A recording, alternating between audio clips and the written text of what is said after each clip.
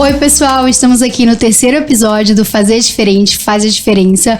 Hoje a Renata tá aqui com a gente, não mais como convidada, mas agora entrevistando também. Seja muito bem-vinda ao time. Muito obrigada, super feliz, um prazer estar junto com vocês nesse desafio que é mostrar para as mulheres, empoderar, inspirar, que é algo que eu já fazia e agora juntas a gente vai poder fazer muito mais. É isso, é desafio, mas é uma delícia, né? Delícia. Ouvir histórias de mulheres Sim. inspiradoras. Hoje a gente tá aqui com a Ingrid, seja muito bem-vinda, Ingrid.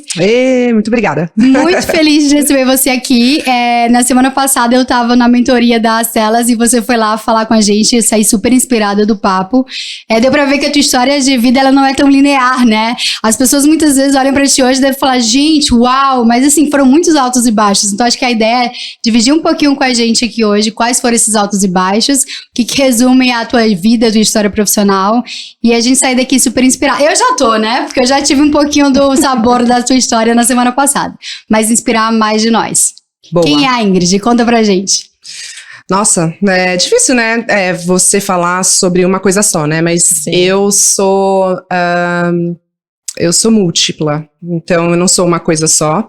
E todas as vezes que eu tentei ser uma coisa só, eu fui infeliz. Então hoje eu quero ser feliz e vou respeitar a minha natureza. Então eu sou uma pessoa que me preocupo muito em respeitar aquilo que me faz bem, primeira coisa. Eu sou mãe da Maia. Eu não queria ser mãe e aí eu descobri que é mó legal. A Maia tem que idade? 1 ano. Uau, mãe super recente. De primeira viagem. E também sou esposa do Gustavo, que é meu parceirão. Sou filha da Rita e do Ruben, que são duas pessoas muito especiais, assim como seres humanos mesmo. Sou neta da Alzira e do Alaor, que foram pessoas que foram, assim, incríveis na minha vida, foram muito referência em tudo que eu sou hoje e na parte muito de ser humano mesmo, sabe? De Formação, essência, sim. formação, cultura, raiz, desde gostar de estudar até gostar de natureza e até de essa questão de doar o seu tempo para outras coisas que não sejam só você. Então, essa é um pouquinho de mim. Muito legal. E a Ingrid profissional? A Ingrid profissional, exato. Mas é que a gente sempre fala da Ingrid profissional, né? Mas, E sempre a gente começa primeiro por aí, exatamente. né? Eu achei muito legal você. Uma vez ouvi uma frase que eu achei muito legal, que a gente é um manto que foi tecido pela lã, né? Das pessoas que passaram na nossa vida. Verdade. Sem dúvida. Então, é um pouco disso. Eu sou um pedacinho de cada pessoa que passou pela minha vida, que me ensinou alguma coisa, e aí acabei construindo esse manto que sou eu. Então, eu sou um pedacinho de cada uma dessas pessoas. Maravilhosa. Legal. Já começa com esse pá de inspiração. E eu realmente fiquei arrepiada com isso. Eu já ouvi assim. uma frase que a vida realmente acontece quando a gente não tá planejando a vida, né? Que acontece justamente nesses encontros, no caminho que você vai encontrando pessoas, você vai somando partes pra sua personalidade, pro seu profissional, e aí que você se constrói, né? Então, acho que isso é muito legal, um pouco do que você trouxe, né? Legal, e me conta um pouquinho de onde tu é, qual foi tua formação e como foi que você foi parar ali na fintech, né? Hoje em dia a fintech é a bola da vez, né? Mas eu não sei há quanto tempo você tá nisso e conta um pouquinho para as pessoas que não te conhecem como foi essa entrada no mundo corporativo, depois como empreendedora. Conta aí a tua história pra gente. Conto. Eu sou economista de formação. Na verdade, eu tenho que contar uma coisa antes de falar, né, da minha parte profissional, que permeia muito a minha vida e principalmente a minha parte profissional, que eu sou hiperativa. Ai, somos duas. Eu sou também. Pro bem e pro mal isso vale, né? E aí, até eu conseguir esse diagnóstico, eu sofri muito com isso. E faz pouco tempo que a gente tá falando sobre hiperatividade como, de fato, uma patologia, né? Sim. Eu não tenho TDAH, eu tenho hiperatividade, porque tem algumas nuances, né? Diferente. E aí eu tinha muita dificuldade de parar quieta na carteira quando eu era criança. Muita dificuldade. E isso foi muito ruim para a formação da minha autoestima. Porque eu não era aquela criança que as mães dos meus amiguinhos queriam elas queriam que eu andasse com os filhos delas, porque de uma maneira ou de outra eu causava, eu tocava Queria terror. fazer 1000 coisas ao mesmo tempo, não prestava atenção na aula. Imagina você ter que ficar 8 horas sentada numa carteira lá, numa cadeira, prestando atenção numa pessoa falando loucamente e seguindo ordens. E, cara, assim, eu tenho algumas questões com o sistema educacional, mas em especial para alguém que é neurodiverso. Eu acho tão chique essa palavra. Nossa, eu achei também. Eu descobri faz pouco tempo. Sou neurodiversa. Acho mais elegante do que falar que eu sou hiperativa, mas enfim. Para uma pessoa que é neurodiversa, é quase uma prisão. Assim, é quase você tá numa caixa, dentro de uma caixa. É realmente muito difícil. Então, é um choque muito grande o sistema educacional com alguém que é neurodiverso, e o sistema educacional até hoje não está preparado para lidar com a diferença entre as pessoas. Mesmo com tantos diagnósticos, mesmo assim, ainda continua muito o tradicional, né? Exato. Igual pra todos. E aí, assim, eu, muito por causa disso, achei que eu ia fazer alguma coisa ligada à comunicação. Porque a hiperatividade em menina é mais raro, é mais difícil, é a doença de menino que eles falam. E uma das coisas que faz na menina é falar sem parar. Gente, eu acho que eu sou. Pode ser também. Uma das coisas, né? E aí, eu sempre fui bastante comunicativa e tal. E aí, a primeira coisa que você faz o link, né? Putz, vou fazer comunicação. Na época que tava todo mundo prestando vestibular, na minha época, né, de vestibular, muita gente da minha turma foi para a área de comunicação, publicidade, design, e eu naturalmente achei que eu ia para essa área. Só que quando eu estava me preparando para o vestibular, eu vi uma matéria, minha prima estava fazendo, ela é mais velha, estava fazendo uma pós-graduação, ela fez publicidade, mas ela estava fazendo uma pós-graduação em economia. Administração e economia, e tinha uma matéria específica de economia que tinha, eu lembro como se fosse hoje, assim, um gráfico de oferta e demanda. E eu olhei aquele gráfico e falei, que gráfico é esse? Por que você está aprendendo isso em administração, né? E eu tinha economia como algo muito de exatas. E ela foi me explicar o que era economia, o que era aquele gráfico, e eu comecei a tentar entender um pouco mais o que era economia, e que é outra característica da hiperatividade, hiperfoco. Quando eu pego alguma coisa para tentar entender, eu vou assim nas profundezas, né, do inferno. E eu fiquei completamente apaixonada por aquilo. Só que eu ainda tinha aquela sensação que economia era exatas. E você sempre foi aquela aluna que tirou nota boa em matemática ou não? Eu sempre tirei notas boas, eu não tinha problema. Eu não tinha muito problema com notas. Eu tinha problema de. Atenção. De parar quieta na carteira. Porque eu prestava até atenção, porque eu ia bem nas provas, né? Mas meu problema é ficar muito tempo parada. E aí, eu achei assim, bom, eu talvez não combine com essa matéria, porque, cara, não tem comunicação, não tem essa questão de humanas, que eu sempre fui muito melhor, assim, eu ia com o pé nas costas, principalmente história, que eu gostava muito. Então, o que eu vou fazer? Vou fazer jornalismo, para fazer jornalismo econômico. Só que estava muito em discussão nessa época, e aí eu comecei a comer livros de economia, tá? Mas comer, assim, eu li mais livros de economia antes de fazer a faculdade do que na própria faculdade, porque eu já tinha lido um monte de livro, então não precisava ler de novo. Essa é uma característica de vários empreendedores, eu acho que é uma das principais, a curiosidade, né? E aí, quando eu fui prestar vestibular, me deu um clique, e aí eu pensei o seguinte, se eu fizer economia, eu posso ser uma jornalista econômica, Sim. Eu posso escrever sobre economia. Mas se eu for jornalista, eu não posso ser economista. E foi a melhor coisa que eu fiz, porque quando eu fui fazer economia de fato, primeiro que assim, eu fiz também apaixonadíssima, eu sou até hoje apaixonada por economia, eu descobri o mercado financeiro, eu descobri comecei a estudar muito o fluxo do dinheiro, o valor do dinheiro. E tem muito, né, de humanas dentro da economia. É humanas, né? ciência humana. Então, assim, por mais que você achasse que naquela época era exatas, no final das contas, não. Porque é toda a história e todo o é a história do humano se relacionando com o consumo, com o poder do consumo, com essa questão do valor, como é que você transforma o valor das coisas. O dinheiro nada mais é que a transformação do valor das coisas numa coisa material, uma facilidade. E eu me apaixonei por isso. E eu falei, cara, eu quero trabalhar com dinheiro. E aí, nesse discovering do que eu queria fazer profissionalmente, foi que eu falei, quero trabalhar com dinheiro, sou apaixonada por dinheiro. Não só o dinheiro físico, mas essa jornada do dinheiro, né? O poder do dinheiro de transformação e tal. Então, vou trabalhar no mercado financeiro, que é onde você sente o fluxo do dinheiro, onde você vê e tal. Sim. E aí, comecei a minha carreira em banco. Aqui em São Paulo mesmo? Aqui em São Paulo. Meu primeiro pezinho foi na Caixa Econômica Federal, estágio na Caixa Econômica Federal. Foi muito legal, assim, eu aprendi muito. Era uma agência que não tem mais na Paulista. Então, você aprende muito do ser humano na Caixa Econômica, porque a Caixa Econômica não é só banco, ela é um hub de benefícios, né? Então, você aprende muito sobre tudo.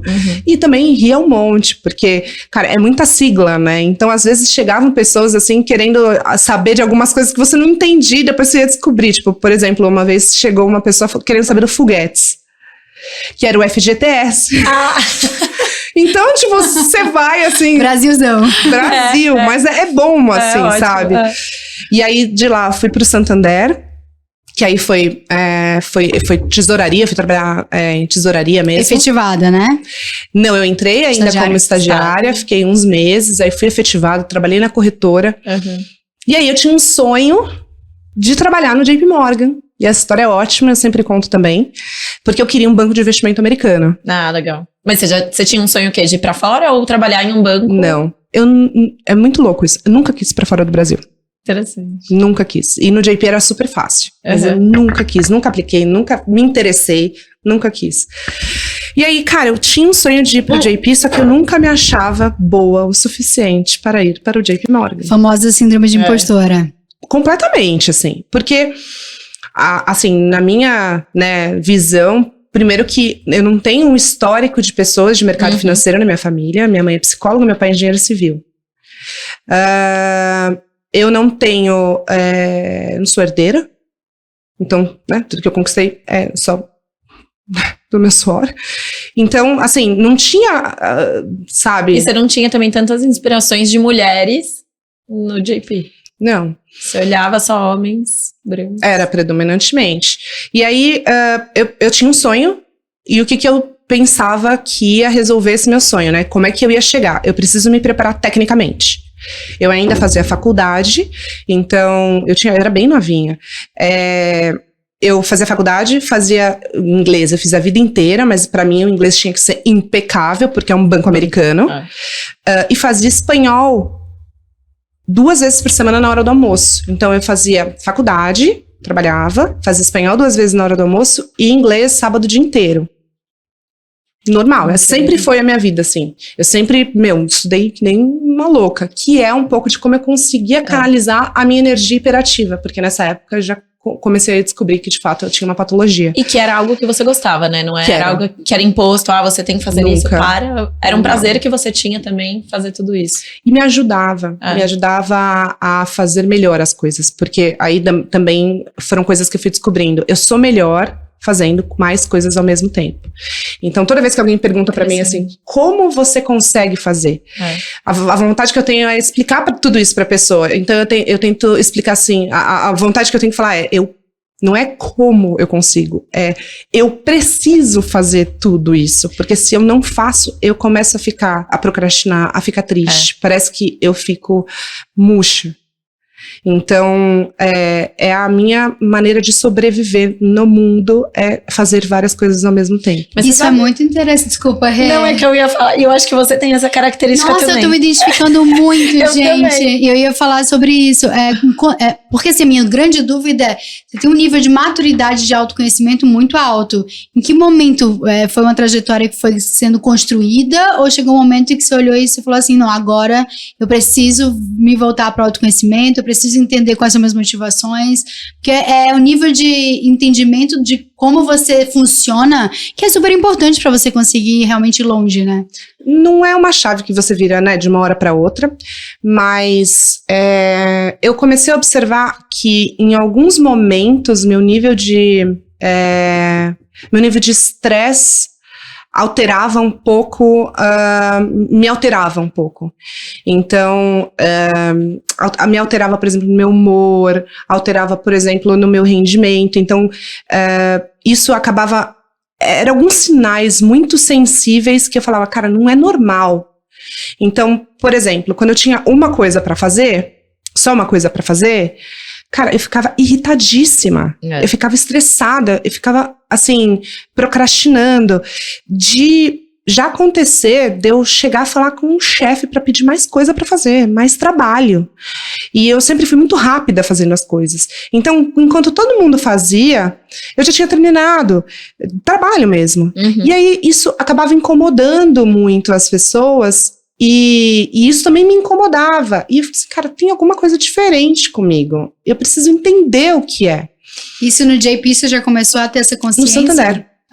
Mas sabe o que eu acho que é legal? Até porque muita gente deve ter essa mesma... Deve também ser assim, né? Então, por exemplo, no meu caso, eu sou exatamente igual. E um dia eu conversando com a Jaque, nossa, a gente é muito parecida. Porque eu me empolgo quando eu tenho muitas coisas pra fazer. Eu me empolgo mais, eu quero fazer mais. E as coisas acabam sendo até mais produtivas do que quando eu tenho uma coisa. E é o oposto do que as pessoas pensam muitas vezes, né? Então, muita gente vai olhar e vai falar assim, Ingrid, mas não, você faz muita coisa. Você tem que tirar coisas. Só que ela não entende que você acaba sendo mais produtiva, mais empolgada, isso te faz mais feliz e você consegue ter um nível de produtividade maior. E tem muita gente que deve estar assistindo aqui que fala, eu também sou assim, às vezes eu tava tentando tirar para ser mais produtiva, quando na verdade não. Muitas vezes, quanto mais coisas você tem, às vezes você vai entregar mais porque é o seu perfil, é a sua característica. Isso vai de encontro com o que a Jaque falou, né? O autoconhecimento. Você tem que parar e analisar e ver, isso me ajuda ou isso me atrapalha? Se me ajuda, perfeito. E assim, eu acho que a gente tem que parar também de tentar falar para as pessoas o que elas têm que ser, né? Exato. Exato. Então, putz, isso foi a minha vida inteira. Então todo mundo falava assim, não, mas por que você tá fazendo tanto? Como se fosse da conta delas, entendeu? Uhum. Não é da conta dessas pessoas. E assim, é muito delicado, porque, putz, para uma empreendedora, principalmente numa esteira de startup, VC, cara, eu preciso, eu preciso fazer muitas coisas para sobreviver. É o meu modus operandi. Como é que você vai explicar isso para um VC? Exato. Você tem que ter foco, escala e crescimento acelerado. Eu não tô deixando de entregar nada. Eu trabalho que nem uma condenada. Eu sou quase 24/7, mas eu preciso, cara, olhar. Eu preciso de estímulos diferentes. Eu penso melhor, inclusive para resolver os meus problemas dentro do meu negócio. Sim. Eu preciso de outros estímulos, porque eu vou fazer sinapses que eu não faria se eu tivesse só ali dentro. Então é muito complicado, porque as pessoas, elas tendem a padronizar. As respostas estão prontas, né? Ou você faz isso ou você faz aquilo. Então, é como se fosse uma equação. Então, você entra ali no X da equação. E as pessoas não são X. As pessoas são um monte de coisa, entende? Então, enfim, foram pequenos sinais que eu fui observando e que, cara, foi muito difícil o diagnóstico. Não foi fácil, porque por mais que já tivesse passado, assim, mais de 20 anos, não, um pouco menos até, passado bastante tempo desde a escola, o diagnóstico não era comum. Tinha muito preconceito, inclusive dentro dos próprios médicos, assim. Então, tinha médico que achava que eu queria remédio. Interessante. Né? Tinha médico que, cara, me deu antidepressivo. Nossa. Eu quase morri. Eu não Imagina. conseguia levantar da cama com antidepressivo. Então, assim, vários diagnósticos errados. Até, de fato, eu consegui encontrar o diagnóstico correto para o tratamento correto. E foi muito ruim, assim, porque eu não queria tomar remédio, eu não gosto de tomar remédio. E aí, o combinado que eu tenho, inclusive, com o meu médico, é o seguinte: olha, eu quero tomar remédio durante um tempo, porque também são fluxos, né? Então, tem algumas fases da nossa vida que você tá um pouco mais ansiosa, mais sensibilizada. Então, aí eu sinto que eu tô mais desequilibrada, porque é tudo química, né? Sim. Então, eu tô mais desequilibrada. Aí eu faço um ciclo.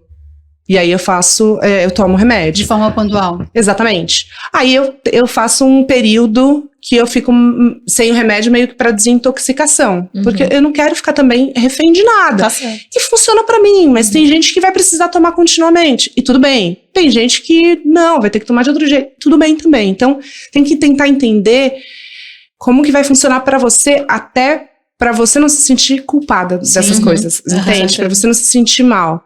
Então... E isso já desde a época do JP? Aí foi desde essa época. Então, você passou quanto tempo lá no JP? Aí essa fase do JP foi interessante. Eu saí do Santander, mas só isso. Eu achava que eu não ia entrar no JP. Aí uma amiga minha tinha um ex-namorado que trabalhava lá. E um amigo meu que estava no Santander queria sair do Santander. E essa minha amiga, que tinha sido namorado, passou uma vaga para esse meu amigo, só que passou por mim. Ela mandou pro meu e-mail e falou: manda pro Marco, seu amigo. Eu mandei para ele. E ele sabia que eu queria ir pro JP. E ele falou: cara, não tem nada a ver essa vaga para mim, mas por que você não manda seu currículo? Aí eu falei: cara, não, imagina, eu no JP, nunca. Aí ele falou assim: vai, ou não, você já tem. A diferença entre a cabeça de um homem e a cabeça de uma mulher. Exato. Aí é verdade, né? Vou mandar. De fato, não era o perfil do meu perfil a vaga. Era uma vaga de equity na época. Eu nunca tinha trabalhado com equities. Só que o meu currículo circulou. Lá, no JP. E aí, uma outra vaga que tinha, de fato, uma outra pessoa que tinha uma vaga com o meu perfil me chamou. E, cara, assim, foi assim, eu lembro que falei: meu Deus, o JP me ligando. Caramba, vou fazer uma entrevista lá. Fui fazer a entrevista lá. Me esqueceram na sala. 1 hora. E eu batia cartão já. Eu já era na lista, né? Eu batia cartão. Eu falei: meu, que desculpa que eu vou ter que dar, pelo amor de Deus. Eu falei assim: eu não vou conseguir entrar, porque eu tinha certeza que não ia entrar. E ainda vou ser demitido. Aquele drama. E aí tinha um pote de lápis, assim, eu sempre conto essa história que é maravilhosa.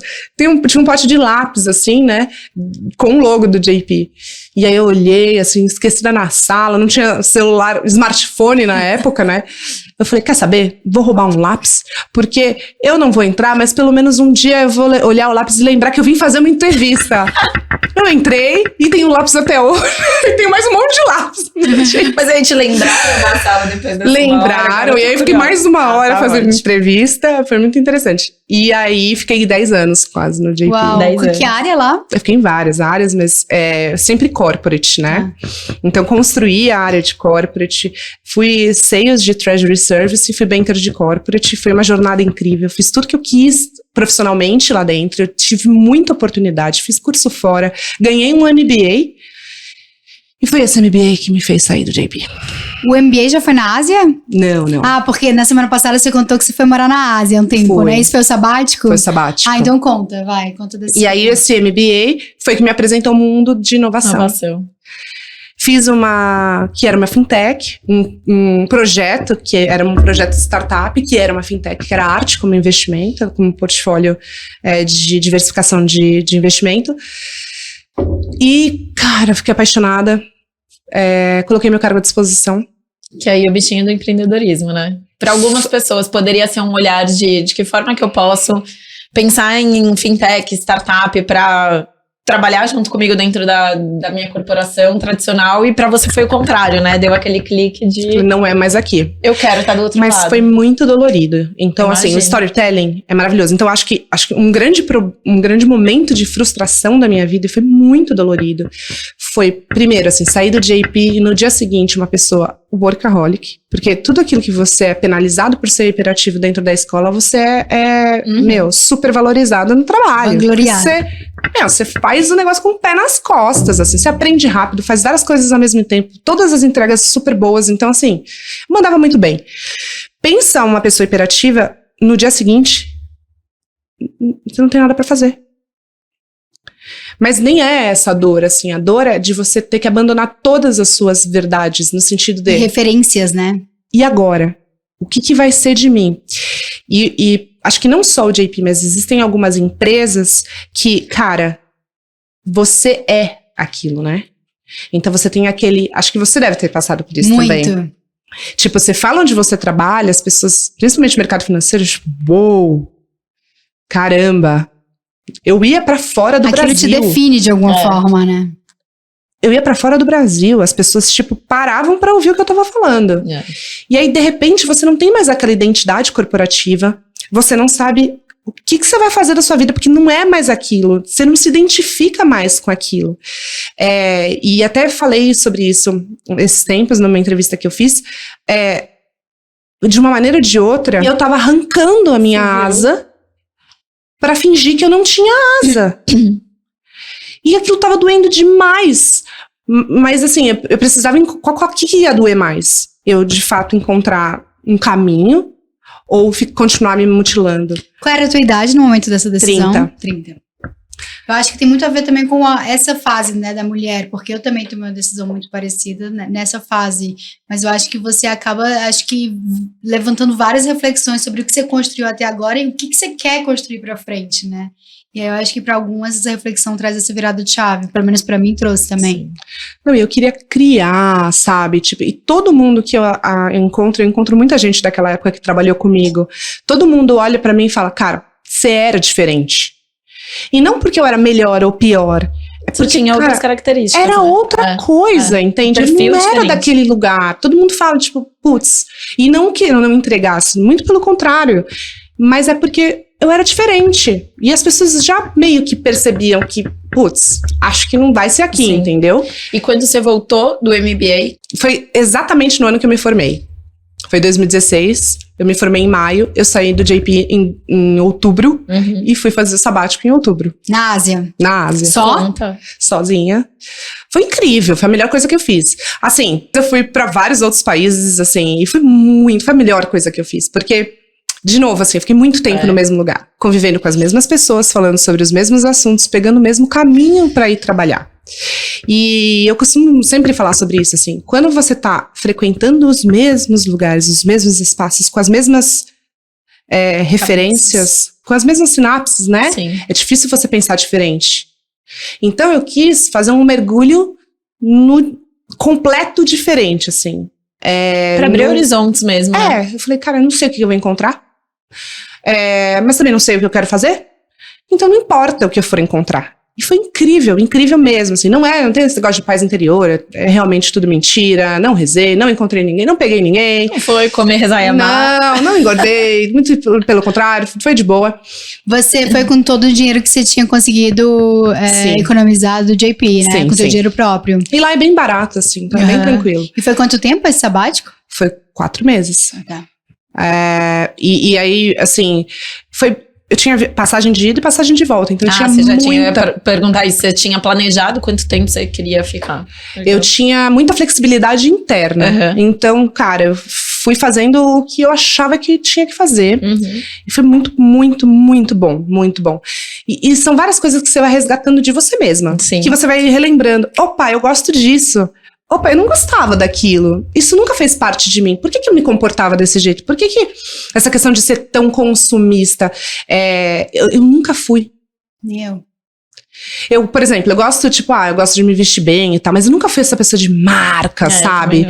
Tipo, de roupa. Eu gosto, de ter opções. Mas eu não ligo pra onde é.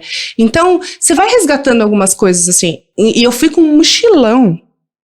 Então eu passei 4 meses, com, 2 calças, 3 vestidos, sabe assim? E aí eu lembrei que essa Ingrid, tipo, existia, que fazia muito tempo que eu não entrava em contato com ela. E várias outras coisas, assim.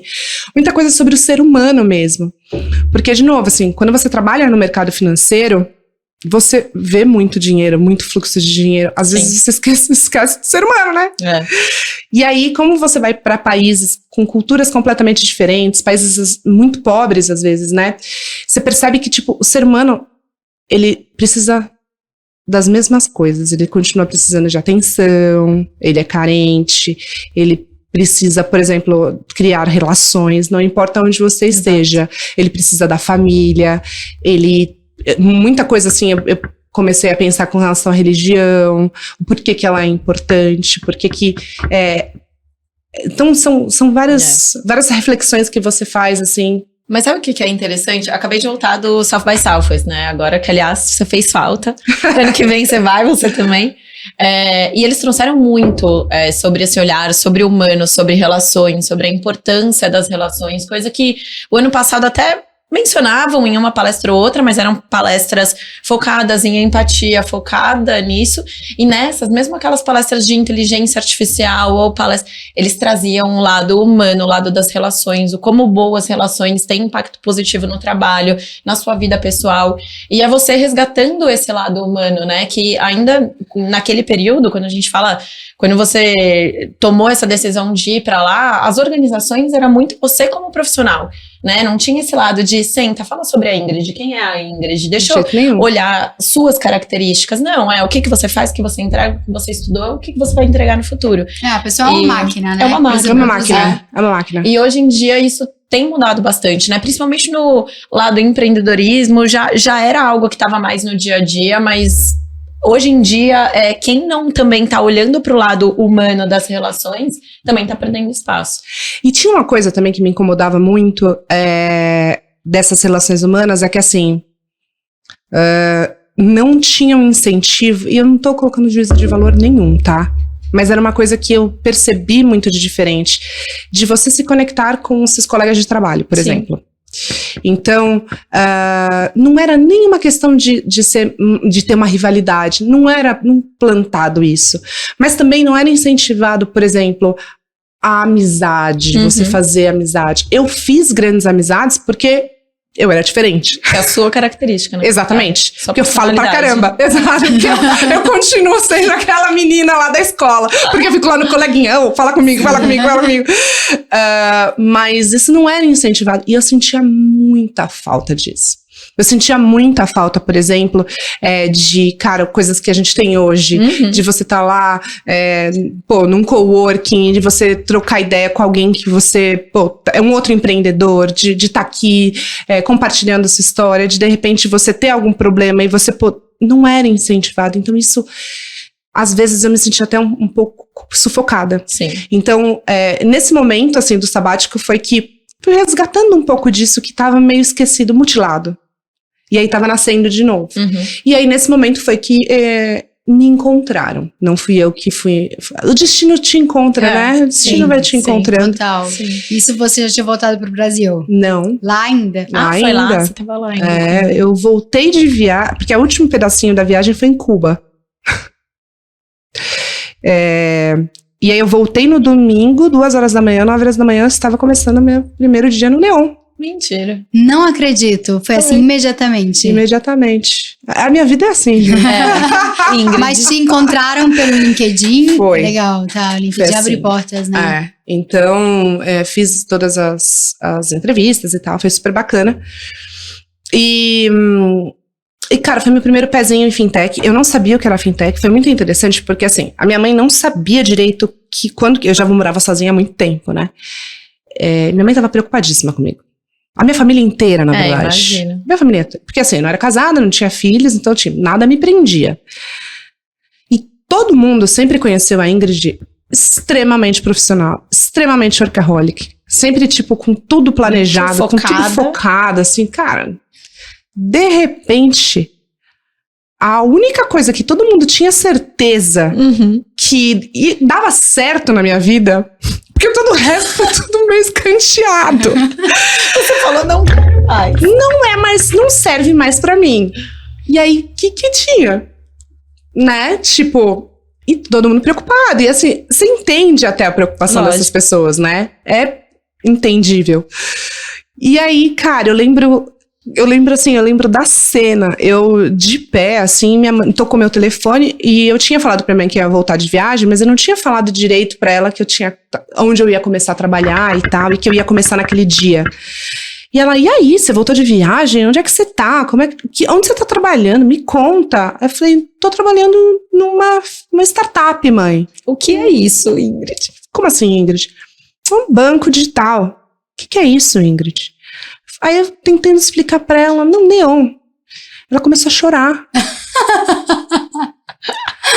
Ela, Ingrid, eu não sei o que tá acontecendo com você. Você tá usando droga?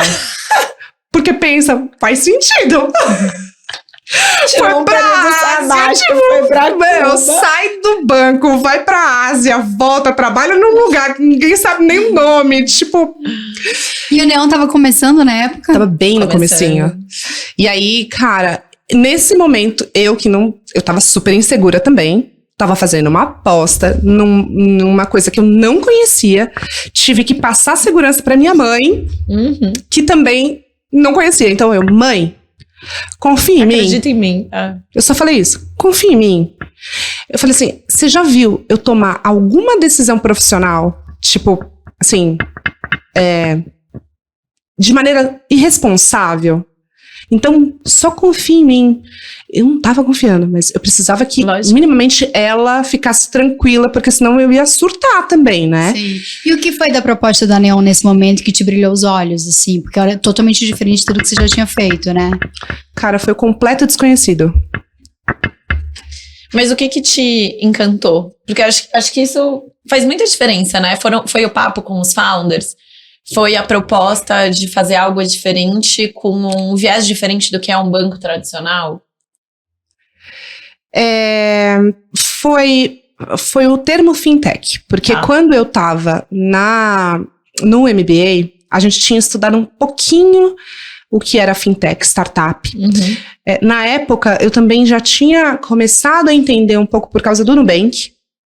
A gente já tinha conversado sobre isso até internamente lá no JP, com uma colega que eu tinha lá, tinha me explicado, ela já tinha o cartão, e aí eu tinha uma amiga, inclusive, que tinha ido pro Nubank, tinha saído do Santander, e quando ela recebeu a proposta pro Nubank, ela me ligou pra perguntar se ela ia. E na hora, eu peguei e falei, eu super incentivei ela. Eu falei, cara, vai sim. O marido dela também trabalhava em banco. Eu falei, vai sim. Ela tá lá ainda no Nubank. Que legal. Eu falei, vai, com certeza, vai ser muito legal. E, cara, o que pode acontecer? Se der errado, primeiro, você tem seu marido, que, putz, nesse momento de transição pode te dar suporte. E outra, você volta e trabalha em um outro lugar. Você não tá saindo, poxa, porque você não tá sendo demitida, você não tá saindo porque você... Não, você tá saindo para uma experiência. Exato. O máximo que pode acontecer é ela ganhar uma experiência maior ainda e voltar com uma bagagem ainda muito maior. Né? Exatamente. Então, foi essa experiência que juntava aquilo que eu queria fazer, que era inovação e tecnologia.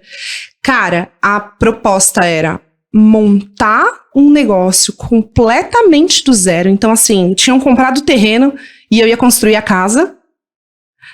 Voltou a sentir o frio na barriga, né? Total, não, assim, e você ia fazer pular de bungee jump. Outra coisa que te brilha os olhos.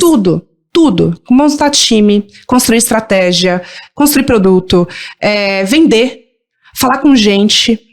Então, cara, foi isso, assim, não tem nada, vem aqui e monta tudo. E essa liberdade também porque eu tenho muita dificuldade e aí não é bom, mas eu tenho bastante dificuldade de lidar com hierarquia. Bastante. Por isso que eu sou empreendedora, né? Empreendedora, exato. Bastante dificuldade. Aí no Neon, o teu chefe seria o Era o fundador. Exatamente. Mas na época, cara, primeiro que ele entendia menos que eu de PJ. Ele te dava muita liberdade. Né? E ele tava em fundraising. O foco dele total é esse. Eu fazia o que eu queria. E assim, tinha uma puta confiança em mim, porque eu sempre fui super diligente e tal. E deu muito, muito certo. Eu fiquei apaixonadíssima. Foi quando eu descobri o varejo. E aí eu brinco que foi quando eu descobri a vida como ela é. Eu vi que aquela vida do atacado, né, do banco de atacado de investimento, era uma ilusão. A bolha estourou. E aí eu descobri o varejo do sistema financeiro que tinha muita oportunidade. E aí eu descobri minha missão de vida. Que não é fácil, mas que é promover uma boa bancarização, promover essa... Acesso. Promover essa democratização do acesso a bons serviços financeiros. Então foi quando eu comecei a ler Hiperfoco, a debulhar o varejo, o sistema financeiro, descobrir, cara, desbancarização, o termo desbancarização, não sabia nem que existia esse termo. Metade da população brasileira desbancarizada, ou semi-bancarizada, ou mal bancarizada. Galera, com as mulheres, principalmente, se submetendo à violência doméstica por não ter liberdade financeira, por não ter independência financeira. Cara, uma simples conta bancária sendo completamente negligenciada num país com um dos melhores sistemas financeiros do mundo, no sentido de tecnologia, de inovação, de infraestrutura.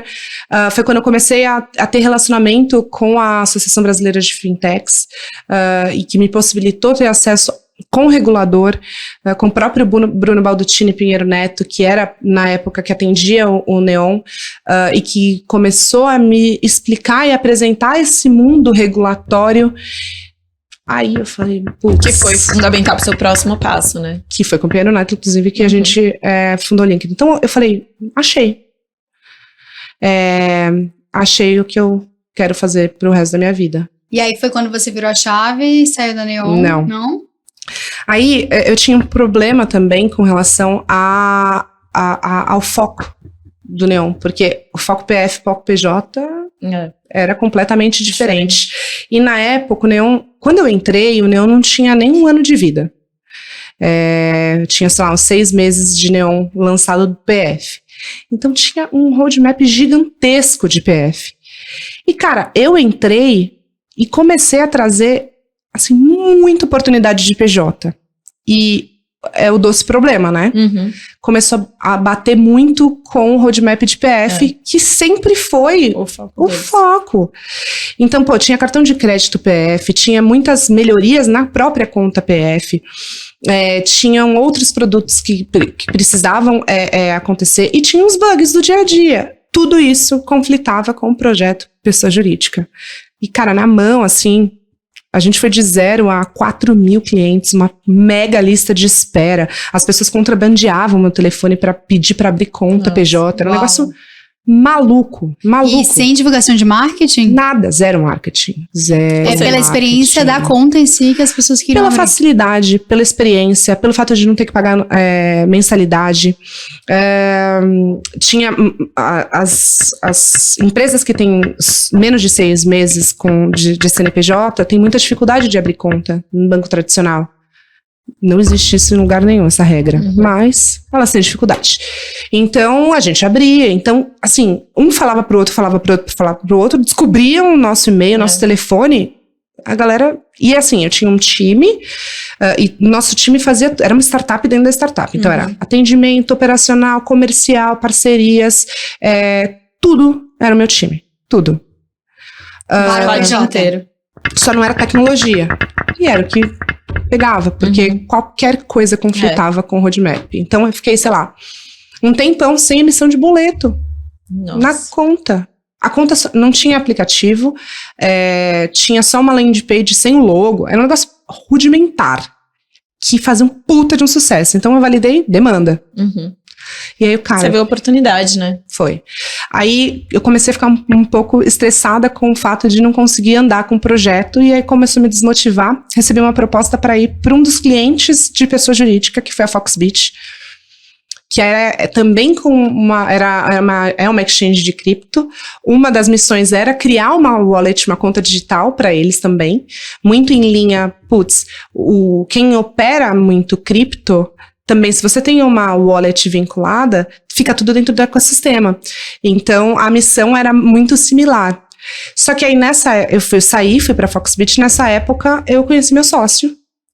A gente foi apresentado por um amigo em comum, que sabia que eu tinha construído a conta digital PJ do Neon, e eu saí com aquele negócio assim, caramba, será que ninguém vai fazer isso? Uhum. Pulga Eu não imaginava. atrás da orelha, é um incômodo. Mas eu não imaginava que seria eu. Mas eu falava assim, poxa, ninguém vai fazer, cara, ninguém tá olhando pra isso de maneira focada. Porque o que eu percebi? Eu falei assim, cara, fazer PF e PJ juntos, acho que você precisa de muita bala na agulha. Mas se só PJ, ninguém Porque você foca, tinha. né? E aí a tecnologia tá para aquilo. Exato. O roadmap é... E aí esse amigo em comum, depois de eu tava com uns 4 ou 5 meses de Foxbit. Não, uns 4 meses. Esse amigo em comum pegou e falou assim, olha, eu tenho um amigo que tá vindo dos Estados Unidos, ele quer, empreender em PJ. Eu falei pra ele que eu não sabia se dava certo ou não, Ingrid, que você tinha tentado isso lá no Neon. Fala com ele. Eu falei, falo. E eu sempre sou assim, né? Falo, Claro. todo mundo. Vamos almoçar, beleza. Aí, a hora que ele falou que ele tinha o Brex lá nos Estados Unidos, que, tipo, ele tinha visto que tinha dado bastante certo lá, mas não tinha visto nada aqui e tal, o que eu achava? Ele achou que eu ia falar, putz, não, aqui não vai dar certo. Foi o contrário. Eu fui tão empolgada a falar pra ele, falei, não, tem muito mercado, pelo amor de Deus, faz sim e tal. Que eu acho que ele não esperava, e eu bombardeei ele de, estudo, de contato, até API, documentação de API que eu tinha, eu mandei pra ele também. E a gente continuou contato, continuou almoço e tal, e eu fui falando pra ele, ó, fala com esse cara, porque esse cara é isso, aquilo. Que uns 3 meses depois, ele me chamou pra um café e falou, cara, eu vou fazer. Eu realmente vou fazer e tal. Vamos fazer? Vamos fazer. E aí, estamos aqui. Mas, Nai, conta o que é o Estamos Aqui. Conta pras pessoas. Você pediu demissão na hora e pra se dedicar 100% ao seu negócio. Tá. E conta sobre a Linker. Linker é um banco digital para pequena e média empresa. Que começou do zero, toda a construção, contratação de time, MVP, tudo. Acho que é legal falar um pouquinho sobre isso, né? Pra quem tá nesse momento de começo de jornada, de começar a empreender... você precisa testar seu produto, você precisa colocar no mercado o mínimo produto viável, né? Não o produto completo. Só que quando a gente tá falando de fintech, não pode ser tão mínimo assim, porque tem todas as questões regulatórias. Como que foi esse processo, né? Que dica que você dá para quem tá empreendendo, quem quer fundar, principalmente setores que demandam também esse mínimo, com uma base regulatória, com todo o compliance ali em dia, para você poder testar e realmente... ir pra frente. Não, só uma coisa antes, assim, a gente conta a história linear, gente, mas assim, né, de novo... Muitos altos e baixos no meio disso tudo. Não foi assim, né, tão feliz e saltitante, né, não é um pônei, né. Você também ouviu desafios.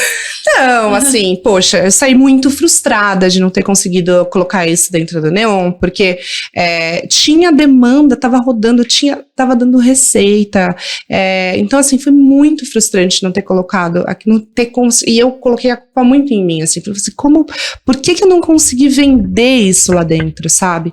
Então, também, assim, não é assim, eu saí, aí... Não, eu fiquei triste também, sabe? Mas, obviamente que isso acabou culminando no meu business. Mas você tem que lidar, às vezes, com essas frustrações no meio do caminho.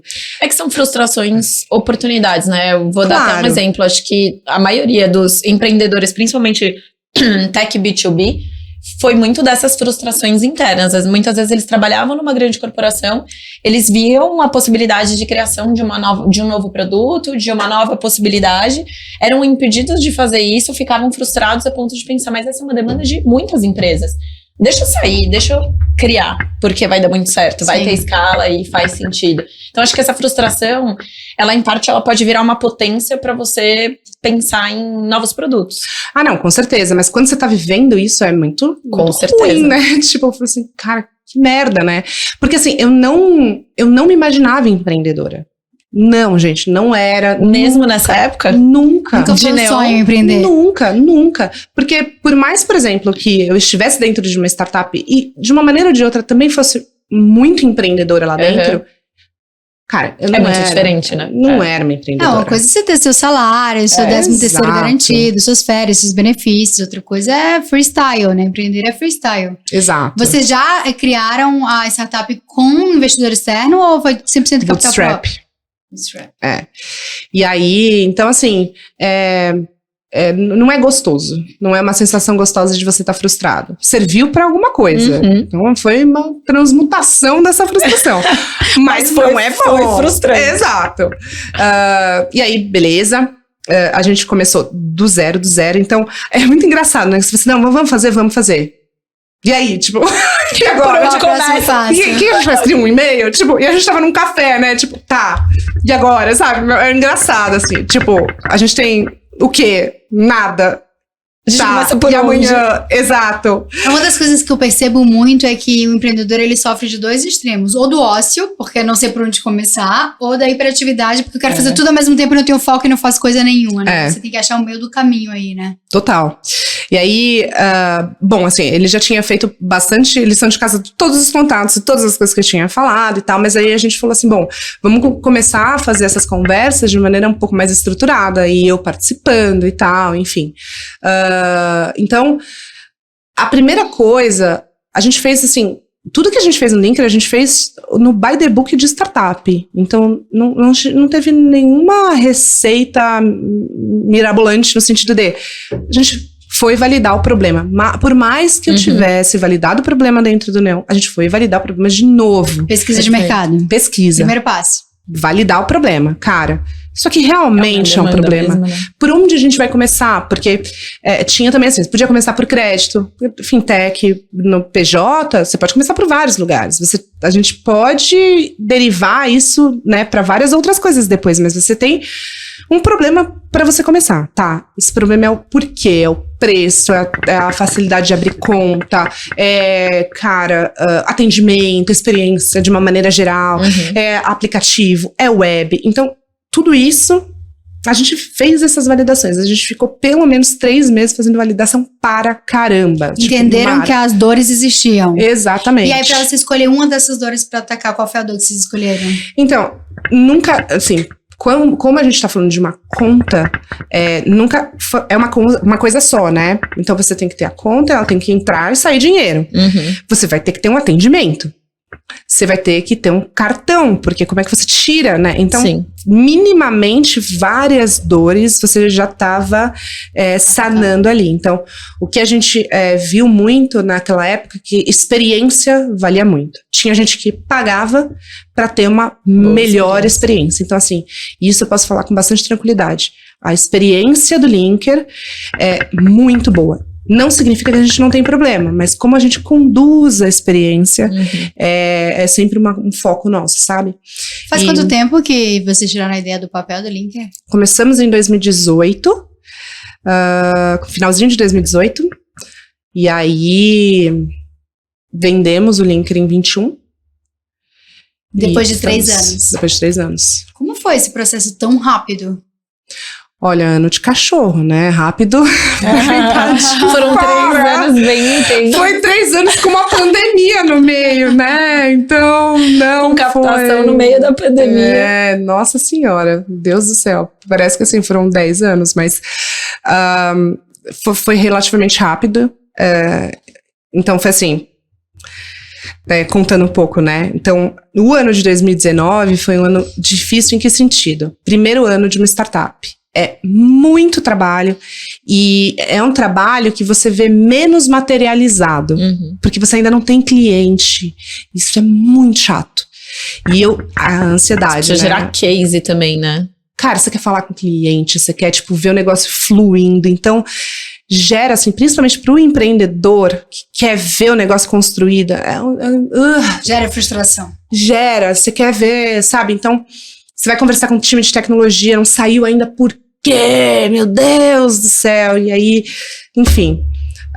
Então, é um ano de construção. E aí, pessoalmente falando, é um ano, cara, que você vende o almoço para comprar o jantar, né? Salvo raríssimas exceções, que não foi o nosso caso. Sem viagem de férias, sem férias. Minha diversão era, eu sempre falo sobre isso também, era Netflix e vinho ruim.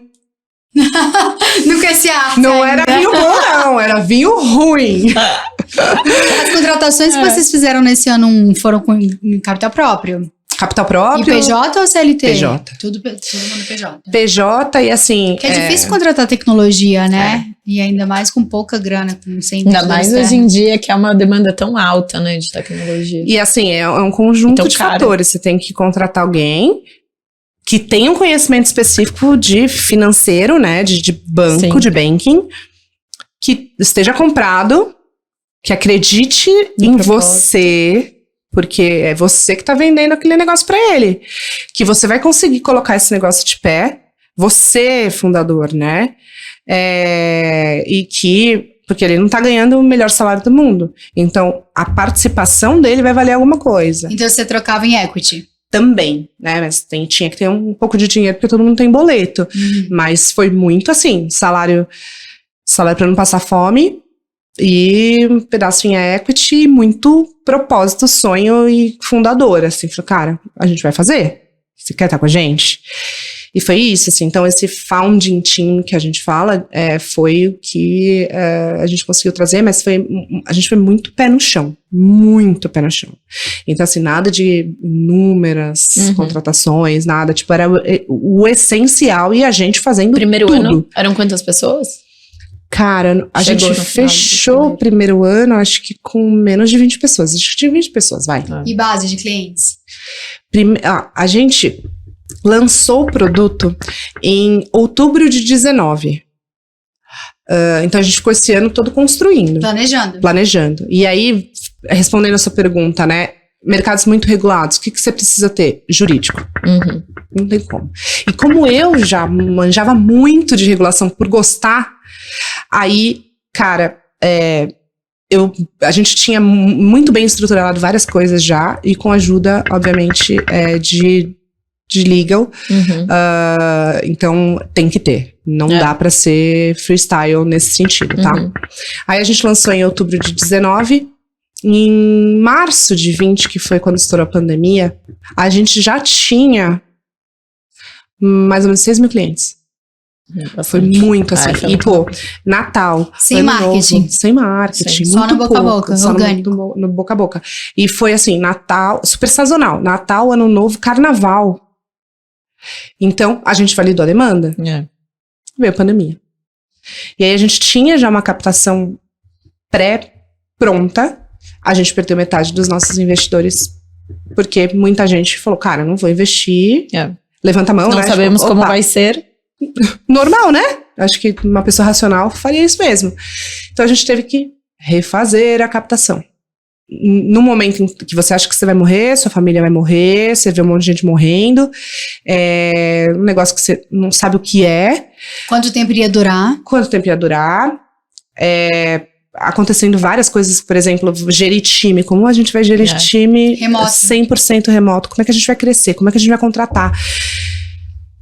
Então, assim, foi... Vai ter cliente? Não vai. Vai ter investidor? Não vai. Então, tudo aquilo, por exemplo, que de 2019 era um outro tipo de sofrimento, né? Era um sofrimento, assim, uma vida espartana, vai. Mas, cara, tinha uma diversão, né? Era o vinho ruim e o Netflix. Em 2020, cara, virou, assim, um pandemônio.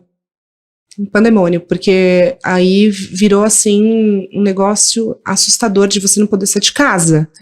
A pessoa hiperativa não pode sair de casa. Não tinha nem mais o cubo fechado. Não tinha como você sair de casa.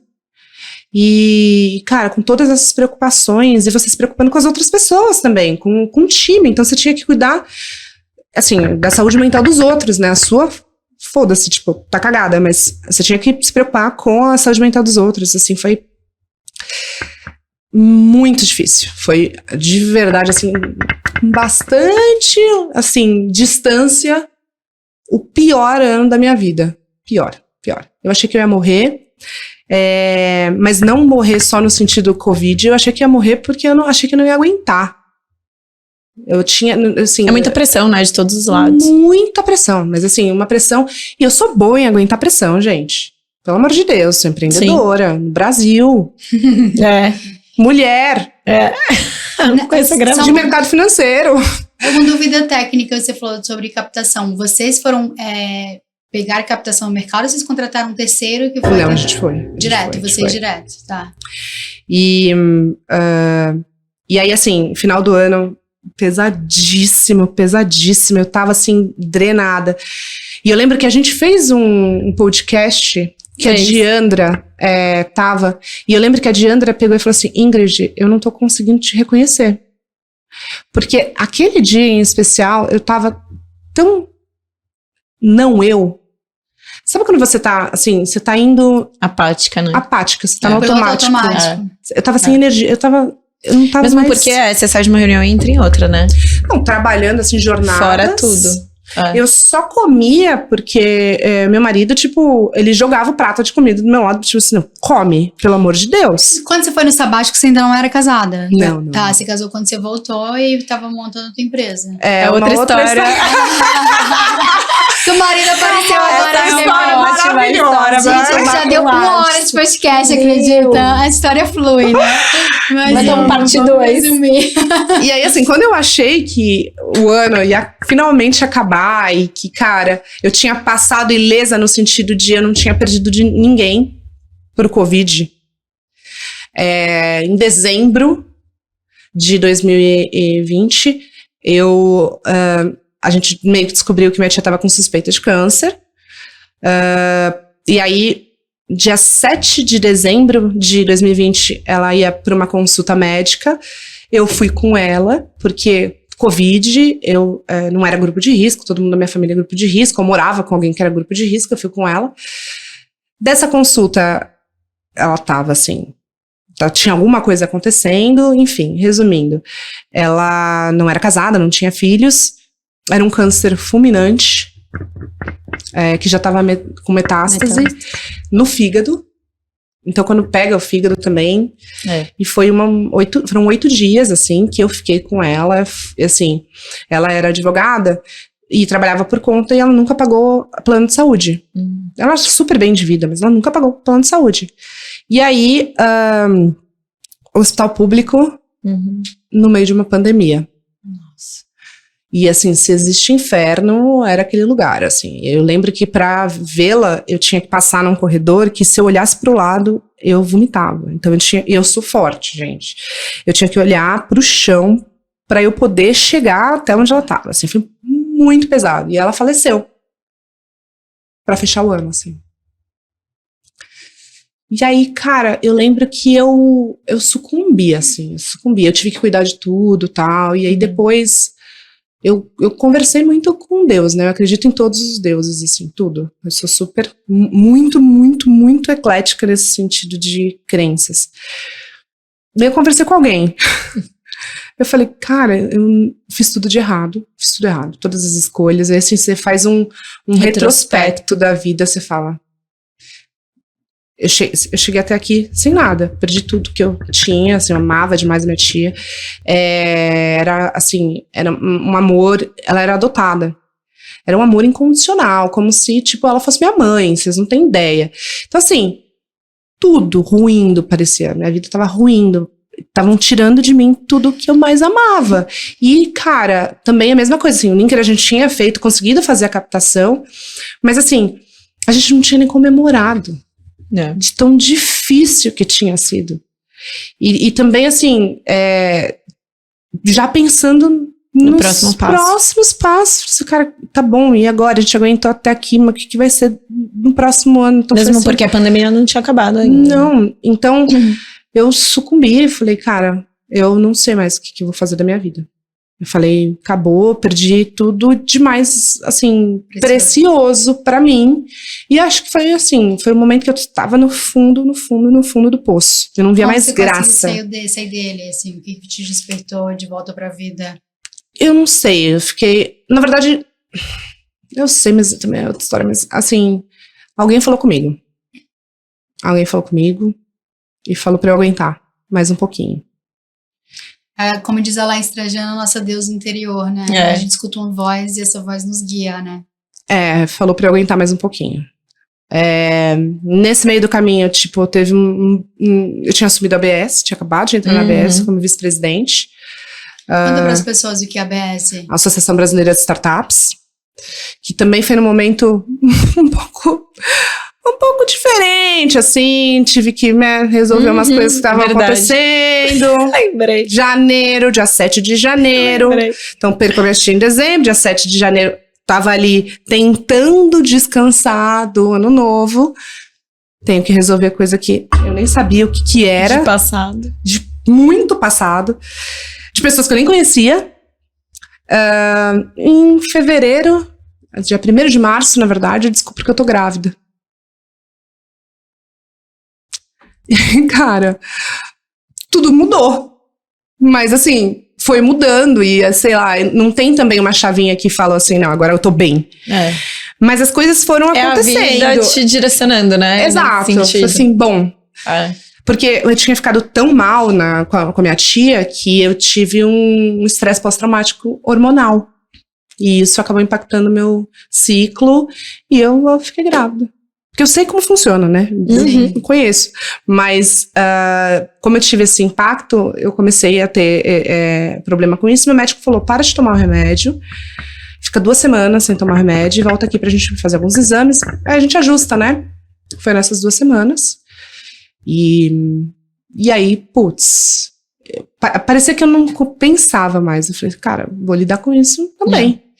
Mas aí, putz, não sei explicar, as coisas foram ficando melhores, as coisas foram sendo, eu não gosto dessa palavra porque parece muito good vibes, assim, mas foram sendo ressignificadas. Então, até muita terapia também, até a minha psicóloga falou assim, Ingrid, você precisa realmente de terapia, porque...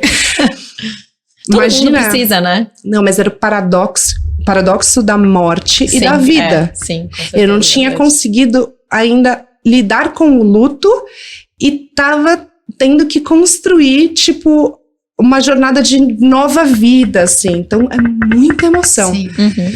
E, cara, nesse meio do caminho, né, a gente manter um business. Não, isso daí tá já no rolê, né?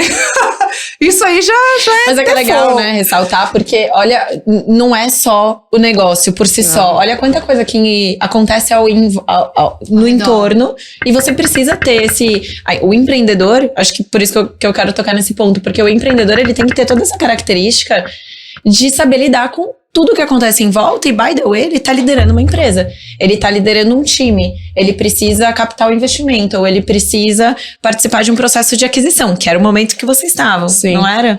E eu tava grávida, veio a proposta de compra da Omie.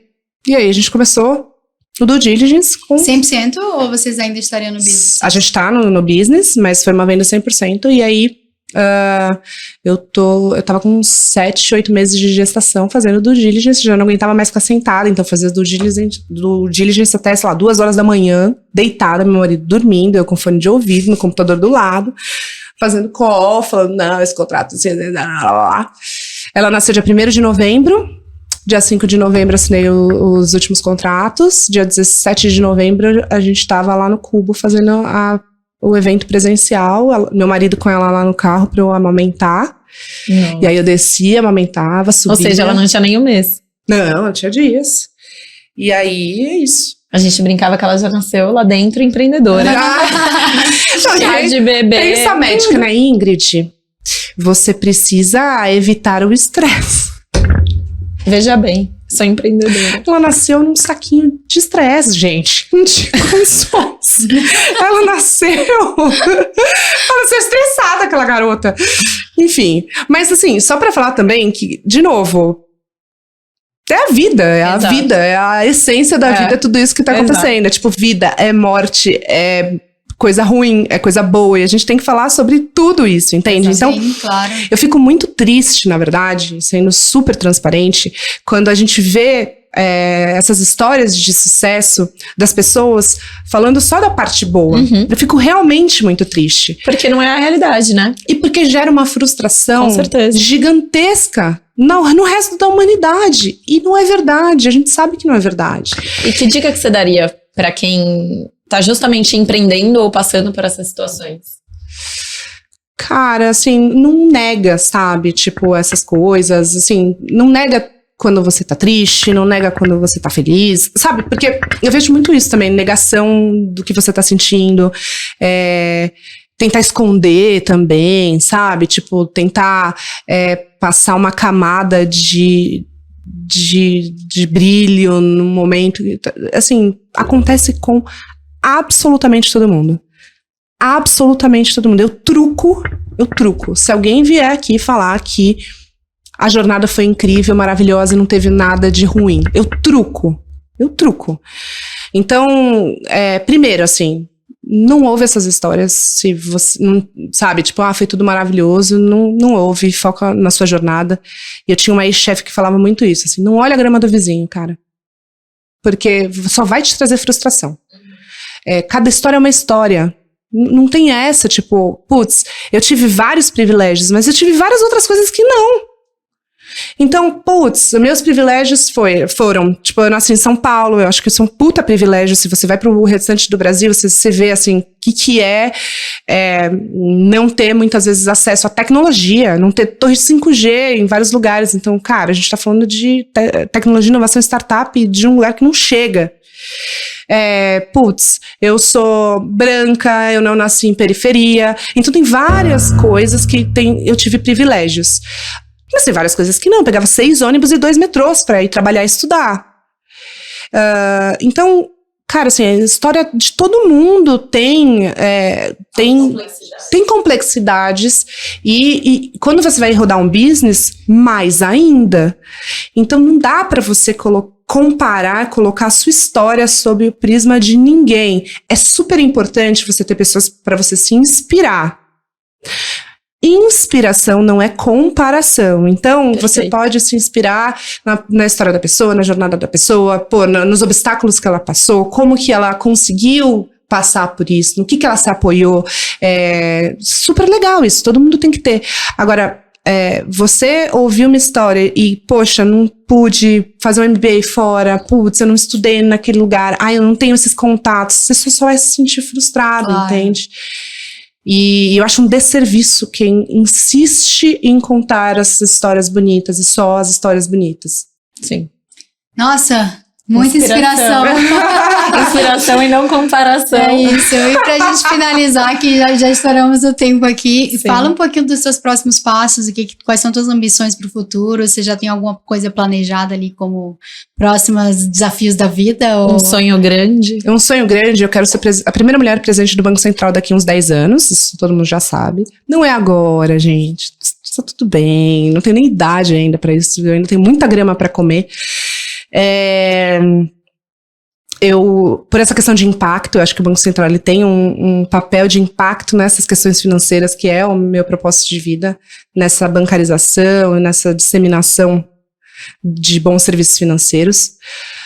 Mas eu acho que esse meu papel sem fins lucrativos tem me dado muita oportunidade de fazer coisas pelo ecossistema e de uma maneira ou de outra trazer esse impacto. Eu acho que pela primeira vez na história, e eu sou bem otimista, eu costumo dizer que eu sou uma otimista mal-humorada, eu não queria ser otimista, mas eu sou otimista, saco.